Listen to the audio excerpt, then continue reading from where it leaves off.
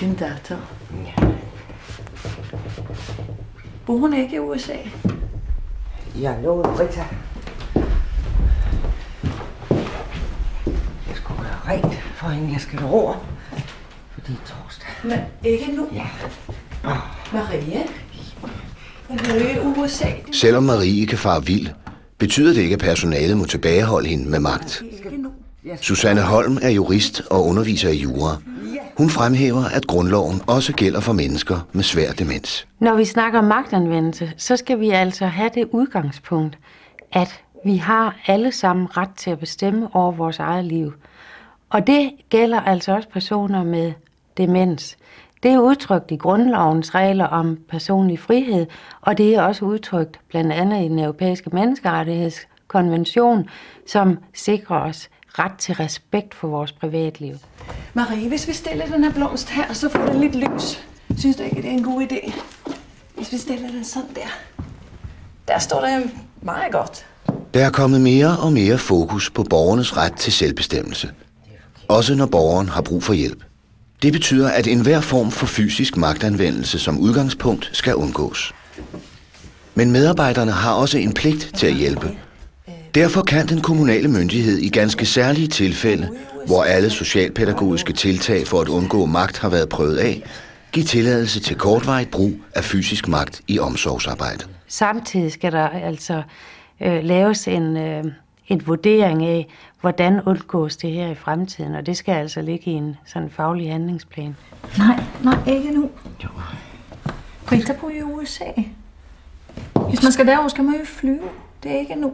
Ja, jeg skal flyve, men... De få konkrete tilfælde, hvor den kommunale myndighed kan træffe afgørelse om, at personalet i en afgrænset periode må anvende magt, er beskrevet i servicelovens regler om magtanvendelse. Det er ikke en enkelt medarbejder, der beslutter, om denne her situation er omfattet af bestemmelserne. Der skal altså være en formel afgørelse fra kommunen.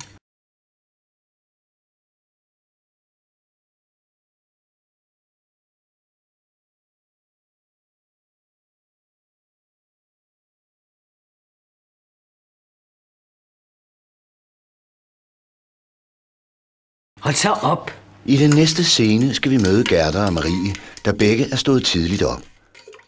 Scenen udvikler sig til en af de situationer, hvor det er tilladt at anvende fysisk magt, uden at der på forhånd er truffet en afgørelse. Gå i seng nu. Vi havde jo faktisk en aftale om, at I skulle være gået i seng.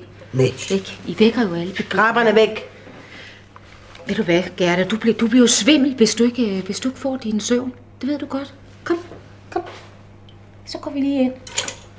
Ja, så kan du være frisk til i morgen, ikke også? Ja. Godt, så går vi lige ind.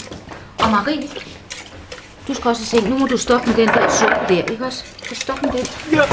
Det kan holde op!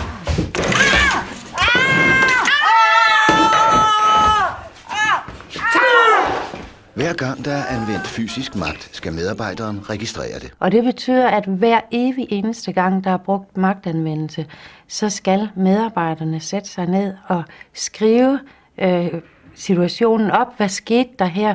Og reflektere over, hvordan kan det her undgås. Meningen, det er, selvom man kan synes, det lyder lidt besværligt og langsommeligt, det er altså, at det skal understøtte en løbende faglig pædagogisk debat på arbejdsstederne. Det har altså været forudsat i lovgivningen omkring magtanvendelsesreglerne.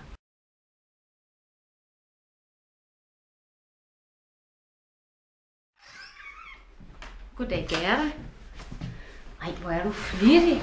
Gerda vil ikke have skiftet de våde bukser, og så er det lovens intention, at personalet skal forsøge at hjælpe hende gennem en socialpædagogisk indsats, uden at anvende fysisk magt.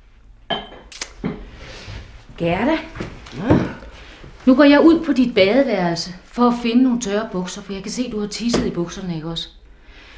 Det skal vi lige have ordnet, for ellers så er du for udslet. Nej. Jo, det gør du. Jeg går ud på dit badeværelse nu. Man har jo selv ret til at bestemme, om man vil have børstet tænder eller have skiftet ble og så videre.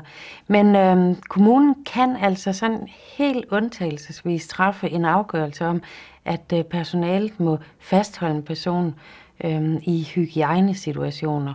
Og altså det her tidsrum, det kan maks være et halvt år. Hold nu op. Du skal jo have skiftet dit tøj. Nej! Du kan ikke gå rundt der med våde bukser. Vel?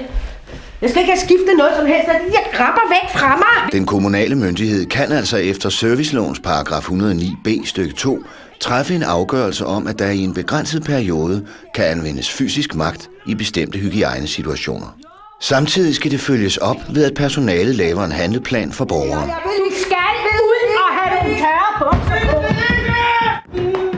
Det er sådan, at hvis kommunen træffer sådan en afgørelse, altså giver tilladelse til, at man må fastholde i de her situationer, så skal der sideløbende, altså igennem det her tidsrum, der skal lægges en plan for, hvordan man fremtidig undgår det her. Så det er altså ikke nogen permanent tilladelse.